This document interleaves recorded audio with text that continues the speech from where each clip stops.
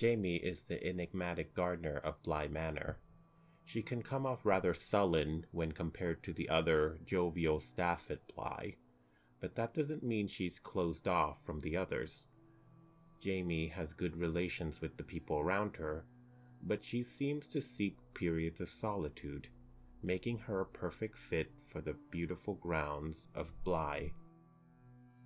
Jaime's last name is never revealed in the show. This is rather telling, for Jaime has little ties to her family due to her tumultuous past. Jaime, just being known by her first name, hints as to her independence and solitary nature. She's also the last staff member to be introduced to Dani Clayton when Dani first arrives to Bly. Their meaning will forever change both of their lives in such profound ways, yet their initial meeting is so casual that they barely even speak to each other at all.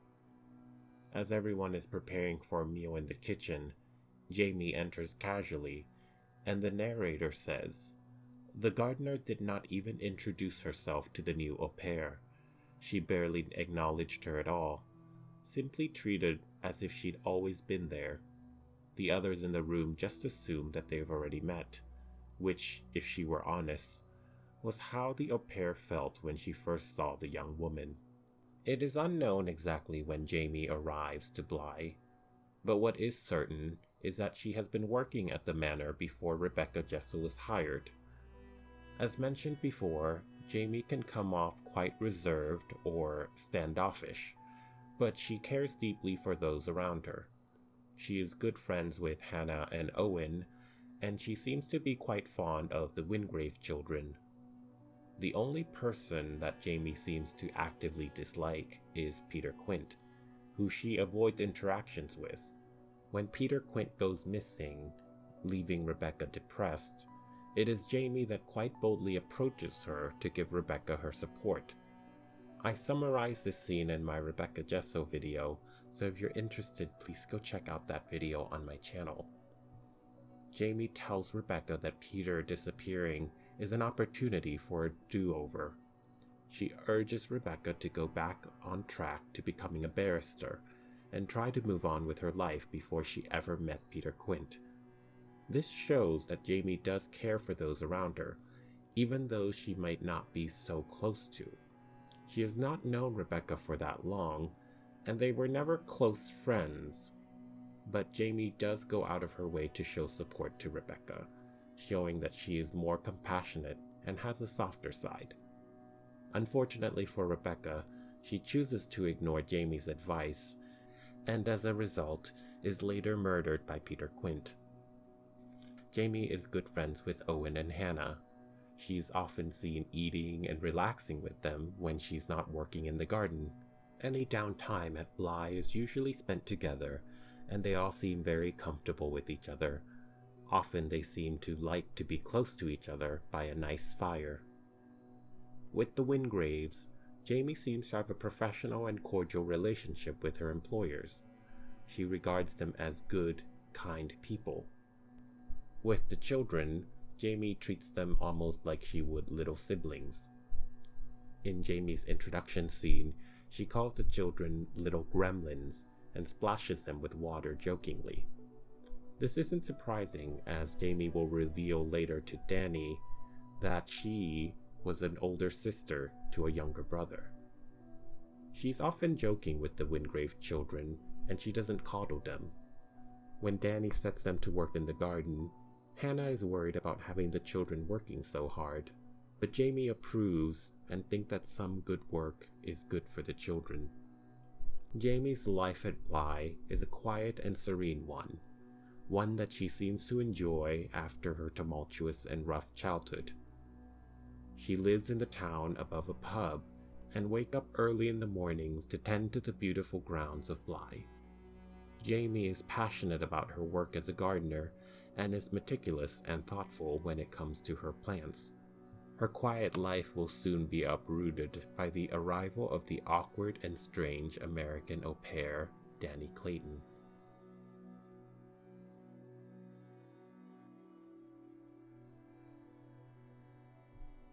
Their first meeting was one of mutual ease, almost if they have always known each other. The more time they get to know each other, the more their deeper connection becomes. When Flora rummages through Dani's belongings and finds a pair of cracked glasses, Dani is sent into a panic attack. She leaves the house to catch her breath outside. Jaime happened to be walking by, and she sees the distressed Dani, so she stops to check in on her. Jaime says to Dani, quote, "Kids, run you ragged. Well, people really. All of them. That's why I prefer plants. Easy to get along with. And if you don't like one, if one looks at me kind of funny, I can always just, you know. So if it's child rearing advice you're after, I'd just start there maybe. There we are. It's not so bad, right? I cry 3, maybe 4 times a day around here. 5 if I'm really being honest with myself. How else do you think I keep all these fucking plants watered? With my endless well of deep, inconsolable tears, that's how. It's what got me in the job in the first place. Look, you're doing great. You're doing great. Well, back to it then. Chin up, Poppins." A lot about Jaime can be said from this exchange with Dani. This is truly their first conversation one-on-one, and Jaime is immediately already trying to support Dani and cheer her up, making a lot of jokes and reassuring Dani that she's doing a good job. This will be the first of many times that Jaime will have to support Dani in a time of emotional turmoil. Now, Jaime does make a lot of jokes to cheer Dani up, but there's a lot of truth to what she said. Jaime really does prefer the company of plants because she finds it hard to be around people, especially because in Jaime's past, people tend to disappoint and hurt her. Her rough childhood and difficult teen years is also in many ways what brought Jaime to Bly Manor in the first place. So her joke about her endless tears has some symbolic truth to it. Like how Jaime gave the Wingrave children a nickname, she also comes up with a nickname for Dani, calling her Poppins after the iconic fictional nanny Mary Poppins. Jaime has a tough exterior, but she is quite a nurturing person. She may prefer the company of plants, but she cares deeply for others and it shows. She always knows the right things to say when people are feeling low, as seen with both the au pairs, Rebecca Jessel and later Dani Clayton. However, with Dani, it becomes quite clear that there's more than just platonic friendship at work. When Dani begins to see glimpses of Peter Quint lingering around Bly, she lets the other know that someone has been stalking the house. As an extra precaution, Owen and Jaime decide to spend the night at Bly. Dani and Jaime have a moment to themselves by the fire, as the others take a moment to nap. Dani remarks on a photo she has found of Peter and Rebecca, remarking that they look like Bonnie and Clyde. Jaime responds, "Yeah, if Clyde fucked Bonnie over. He got away. She paid the price." She elaborates, "The wrong kind of love can fuck you up, follow you, make you do some really stupid shit. And those two, believe me, that was the wrong kind of love." Here we see Jaime gets emotional when she talks about love, almost like she's speaking from her own experiences. Jaime continues, "I saw how he twisted himself into her, burrowed in deep. I know why so many people mix up love and possession, but guess what that means? He didn't just trap her, he trapped himself, and I hope she haunts the fucker forever." Dani replies with something rather profound, something that cuts deep to the story's core theme. Quote, "People do, don't they? Mix up love and possession. I don't think that should be possible. I mean, they're opposites really. Love and ownership." Jaime's rather taken aback by this statement. but she agrees with Dani, and the two share a lingering, meaningful look. I believe this is where Jaime begins to see Dani for who she really is. Now, the central theme of the show of ownership and love will be brought up later over and over again in many of the characters' different story arcs. In particular, Dani and Jaime's story seem to be written in a stark contrast to Rebecca and Peter's and Viola and her families. We will discuss this portion of the themes later in the video.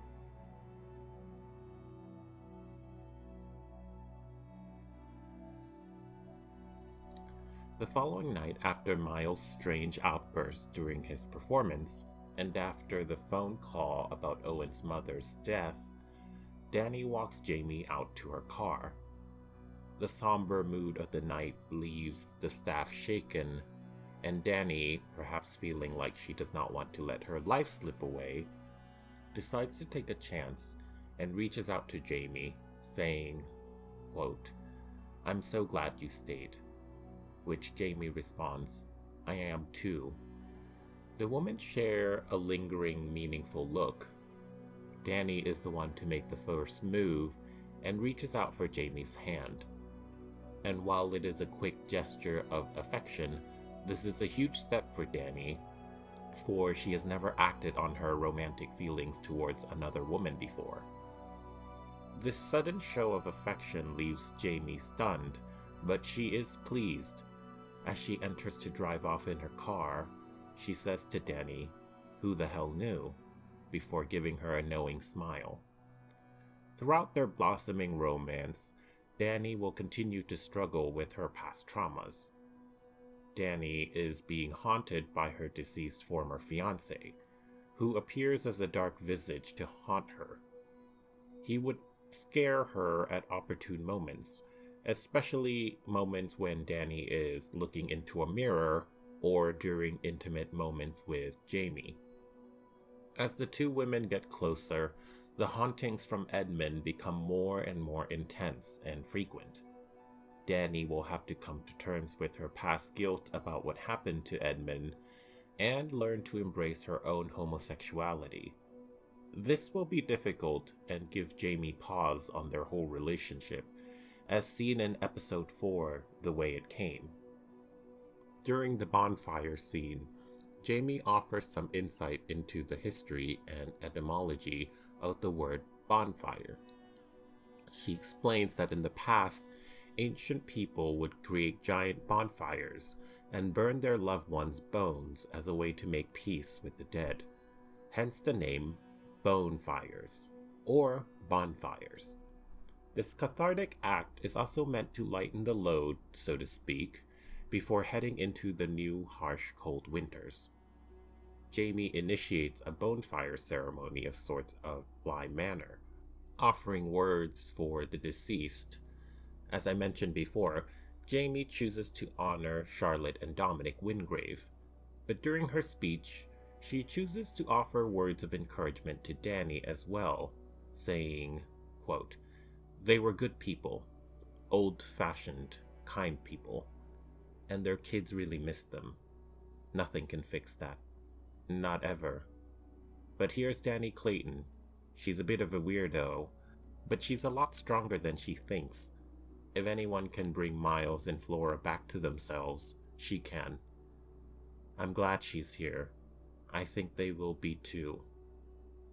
This is not only just kind, but it also shows how much faith she has in Dani. It is also a strong foreshadow of things to come. After some time later, Jaime and Dani take a moment away from the bonfire and sits in the greenhouse. Dani is on edge, and she is exhausted, carrying her heavy burden. She finally confides in Jaime, telling her about Edmund, and confessing to Jaime that she sees his specter. This is the first time Dani has ever told anyone about what really happened with Edmund, showing how much Dani trusts and needs Jaime. Jaime is supportive and tries to ease Dani, asking if Dani sees him in the greenhouse. Dani solemnly tells her no, Jaime responds, "Good, 'cause I'll sort him out for you if I have to." "Oi, dead boyfriend. Give it up, mate. It's over."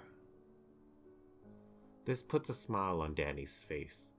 Jaime's ability to put Dani at ease is one of the things that makes Jaime so charming and perfect for Dani. Dani gives in to her desires and kisses Jaime. While it starts off well, the abrupt appearance of Edmund causes Dani to break the kiss in fear. Jaime is hurt and frustrated. She tries to brush off the incident and tells Dani that maybe they should try this another time. Clearly, Jaime has her guard back up, and she partly blames herself for allowing the kiss to go on, knowing that Dani is still traumatized by her past. Jaime decides to retreat and back off. While Jaime does not want to hurt Dani, Jaime is also scared to get hurt herself.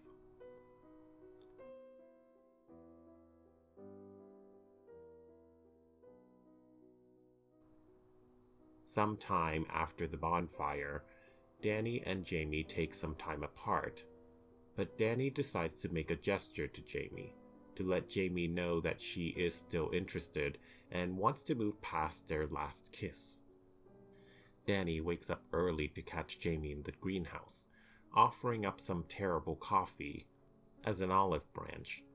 While Dani tries to play it cool and coy, Jaime realizes that Dani has gotten up early and has been waiting to see her since their last meeting.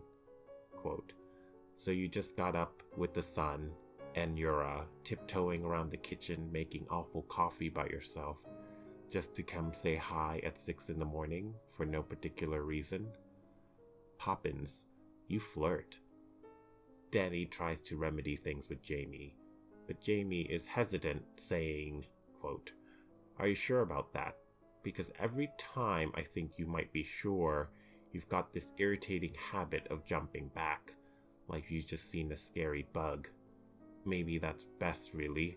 I like you, but I also like my life the way it is, nice and boring." Dani decides to take a page out of Jaime's book and makes a joke in a terrible Cockney accent, which dissipates a lot of the tension. She's able to convince Jaime to go on a date with her at the local pub in town. Jaime comments about how she lives above that pub, and that she mentioned that to Dani before. Dani lets a smile slip, and they both share a knowing look. Before they can go on their date, however, the children's behaviors deteriorate, leading to a very stressed out Dani. Once again, to ease Dani's tension, Jaime decides to share something very private and special with Dani, taking her to a remote part of the woods on the property. It is a hidden place that only Jaime knows. There, she shows Dani her moonflowers that she's been growing in secret. Jaime explains that it's very difficult and time-consuming to grow moonflowers. Jaime compares moonflowers to people, saying that, quote, "That's what people feel like to me. Exhaustive effort. Very little to show for it. All of them. Even you. Even me. Especially me. So I figured I'd save you some effort. Skip to the end." Jaime begins her monologue, telling Dani about her life story. Her parents, Louise and Dennis, met when Louise was only 18 and he was 24. They soon quickly have their first child, Dani, a year later. Then sometime after that, Jaime came along. Her father worked in a coal mine to support the family, but this leaves Louise alone, who becomes bored, and feeling lonely, she begins to have affairs with different men in the town. She soon ends up pregnant with an unknown man, leading to the third child, Mikey, the youngest of the children. Jaime ponders on what it must have been like for her father deep in the coal mines, deep in the dark without any life or plants. She compares coal to death, for it is remnants of dead things, buried deep underground. While her father labored away deep in the tunnels, her mother was doing everything she could to feel alive. When Jaime's father does come up from the tunnels, the people around him make him feel humiliated for his wife's indiscretions, mocking him. Louise gets called horrible names for her actions as well, but soon the harassment reaches the children as well, Jaime in particular. People call Jaime awful names and starts to bully her wherever she goes. Soon Jaime's older brother, Dani, begins to hurl insults at the women in the family as well, trying to distance himself from them. Having had enough, her mother, Louise, leaves her family behind. Jaime tries to do her best to take care of Mikey, but she herself is just a child. One unfortunate day, Jaime forgets a boiling pot, resulting in Mikey getting hurt. Child services are called, and the family split up. Jaime is placed into foster care, where she faces horrible abuse. She's able to escape by fleeing to London, but there she falls into a life of crime. Soon she is locked up in prison. However, this is where her life begins to turn around. In prison, she learns about gardening and falls in love with it. Quote, "Busy work for idle hands, but I fucking love it. Love it. And it's so clear then how people aren't worth it. But plants, you pour your love and your effort and your nourishment into them, and you see where it goes. You watch them grow, and it all makes sense. So yeah, everyone is exhaustive, even the best ones.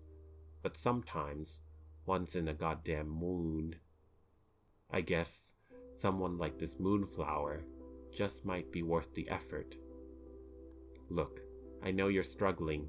I see it. I see you carrying this guilt around, but I also know you don't decide who lives or who doesn't. Sorry, Dani, but you don't. Humans are organic. It's a fact. We're meant to die. It's natural, beautiful, and it all breaks down and rises back up, and breaks down again, and every living thing grows out of every dying thing. We leave more life behind to take our place. That life refreshes and recycles, and on it goes, and that is so much better than that life getting crushed deep down in the dirt into a rock that will burn if it's old enough. So much better to see the leafling and flower. We leave more life to take our place, like this Moonflower. It's where all its beauties lies, you know, in the mortality of the thing." Dani is touched by Jaime's word, and she kisses her deeply, leading to their first night together.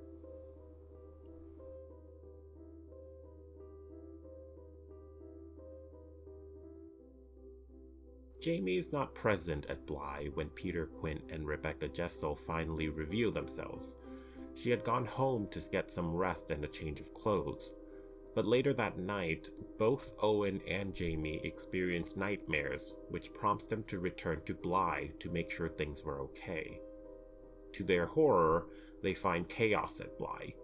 Owen finds a dying Henry, and Jaime finds a distressed Dani holding Flora in the cold lake. Jaime is able to calm Dani down, and the women bring Flora to safety. The next day, Jaime tries to help Owen find Hannah. To their horror, they find her body at the bottom of the well. While the curse over Bly is lifted, Viola is now a passenger inside Dani Clayton, who feels Viola's presence stalking her.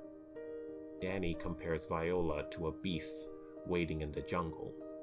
She's terrified, and she knows her time is limited. Jaime asks if Dani would like some company as she waits for her beast in the jungle, offering her a pinky as a promise to be by Dani's side.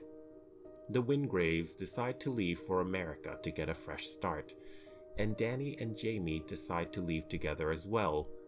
Like the Wingraves, it appears that the two women choose to head to America as well. In a small diner, Jaime contemplates where they should go. She suggests Vermont because as a child she's always wanted to go there because of the film White Christmas that was made in 1954.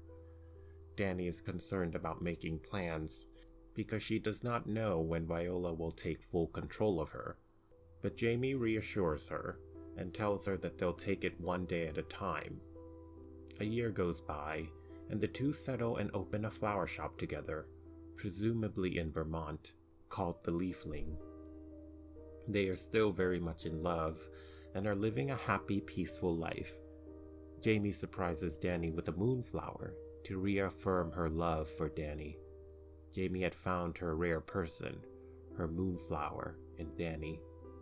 The two continue in peaceful bliss for a few more years, until one day, Dani begins to see Viola in her own reflection, signaling the end. Afraid but determined, Dani asks Jaime to marry her, wanting to spend the rest of her days with Jaime. The sightings of Viola gets more frequent and intensifies, culminating in Dani having dreams about drowning Jaime. Knowing the time has come, Dani leaves in the middle of the night, flying back to England and to Bly Manor. By the time Jaime catches up to her, it is too late. Dani Clayton has drowned. Jaime finds Dani's body at the bottom of the lake, Dani now becoming the new lady in the lake. Jaime begs Dani to take her too, so they could be together again, but Dani refuses. As Jaime has said before about Peter Quint and Rebecca Jessel, quote, "He didn't just trap her, he trapped himself." This is also true with Dani and Viola, for while Viola brought Dani to the lake, Dani in turn makes it impossible for Viola to harm others ever again, once and for all, ending Viola's cycle of death. Jaime is left without her moonflower and is heartbroken.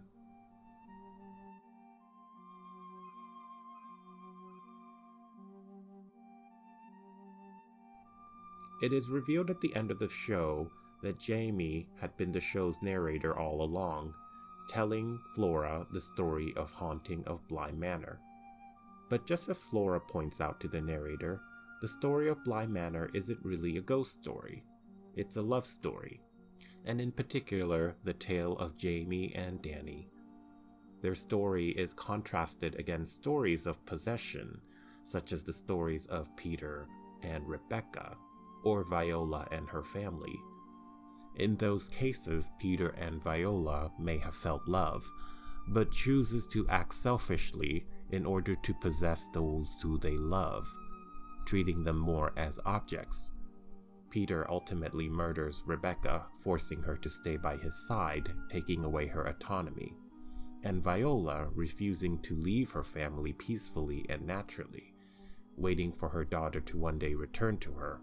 This turns Viola into a malevolent force that preys on the unfortunate, killing people for just getting in her way and taking children to the lake as a replacement of her own daughter. Dani Clayton does the opposite. In order to protect Jaime, she goes to the lake and allows Viola to take her, and then she stops Viola from ever harming others ever again, turning herself into the new lady of the lake, a benign spirit. The narrator comes to the bride's wedding, I believe to check up on things with Flora and to tell the story specifically to her, because it is revealed that Flora has really forgotten most of her past. Anything regarding Bly has been mysteriously wiped from her memory. I think it is important for Jaime that Dani's story is remembered and passed on, so Dani wouldn't be forgotten like Viola and the other poor souls at Bly. The narrator still believes that Dani is the Lady of the Lake, trapped at Bly, just as Viola was. She believes Dani will suffer the same fate, losing parts of herself as the decades goes by. But I explained in my Dani Clayton video that I do not think that Dani is bound to Bly. In the last scene, we see Jaime looking for Dani in reflections, in mirrors and in water, hoping to get a glimpse of her moonflower, but she never does. She even leaves the door ajar, hoping that her love will return to her. But unbeknownst to Jaime, Dani was always with her. In the final shot of the show, Dani's hand is resting peacefully on Jaime's shoulder. Dani refuses to show herself because she knows what Jaime would do so they can be reunited again. So Dani chooses to wait for Jaime, quietly giving Jaime a chance to live her own peaceful life. Jaime and Dani's story is one of beauty and mortality. Just as a fleeting moonflower will wilt and die after one night, a beautiful love story cannot last forever. Thank you for watching the video. If you liked it, please click the like button and subscribe, and leave a comment. Thanks again.